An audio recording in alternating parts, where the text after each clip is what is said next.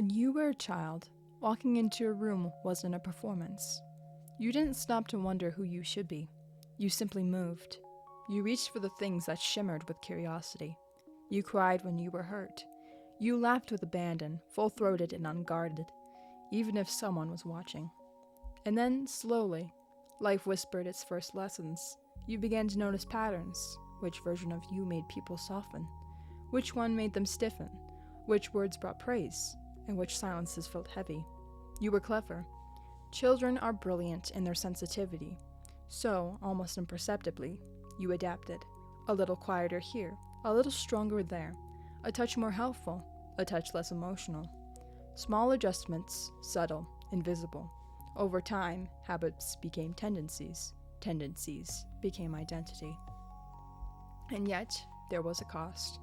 The more you acted like someone else, the more you drifted from the path made for you, the more you molded yourself to others' expectations, the more lost you felt. You weren't designed to follow their patterns. You were designed to create your own. Your true self, the one beneath all the masks, is magnetic. When you step fully into it, you naturally attract people who resonate with the same vibe. The connections, the relationships, the opportunities, they begin to flow to you effortlessly. It's like a garden. Trimming, shaping, forcing it into someone else's design takes immense energy. But when you let it bloom freely, wild and untamed, the sunlight pours in, the wind dances through, and life, birds, butterflies, all creatures drawn to its beauty, arrives without effort. Living someone else's life, adopting their state, their personality, their habits, is like pruning a garden that wants to grow naturally. You trade your freedom of choice for their approval. You let others write your story, decide how your chapters will unfold. But beneath it all, the soul within you has always shown. The clothes, the masks, the rehearsed behaviors, they never added to its brilliance. It was luminous from the very beginning. And here's a truth that cuts through all the subtle conditioning. You are not helpless. You are not imperfect in the way the world has taught you to believe. You have always had the power to save yourself, to create your own joy, to generate your own high, a state that lasts, not borrowed from trends, systems, or other people. Even those who claim they are independent are often caught in the pull of others' energy, trapped by approval, by patterns, by the unspoken rules of the world. But you can step off that treadmill. You can come home to yourself. Sometimes others see your light and feel threatened. They are different, they say, consciously or unconsciously. They are not one of us, and so they try to control it, to put labels on you, to bend you into conformity. But the light inside you cannot be contained. If it is free, it calls out, drawing the right people, the right opportunities, the right experiences to you. Try this, ask yourself, who do I become when I enter a room? Then later in stillness, and who am I when no one is watching? You may notice the space between the two, not because one is fake, but because one was learned. And what is learned can be updated. You don't need to tear off the mask. It protected you. It kept you safe. Awareness is enough. Awareness softens it. And as it softens, something steadier, quieter, more luminous begins to emerge. The self that was always there before the world told you how to behave.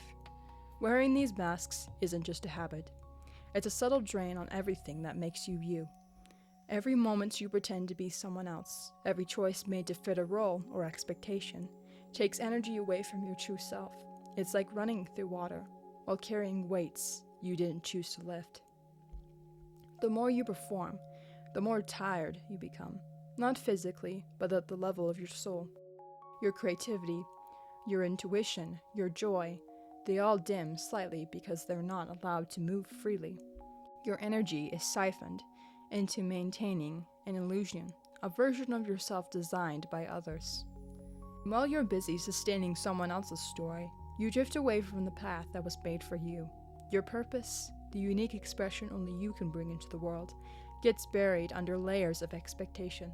You miss the signs, the synchronicities, the people and opportunities that align with your real vibration, because your signal is muffled by the persona.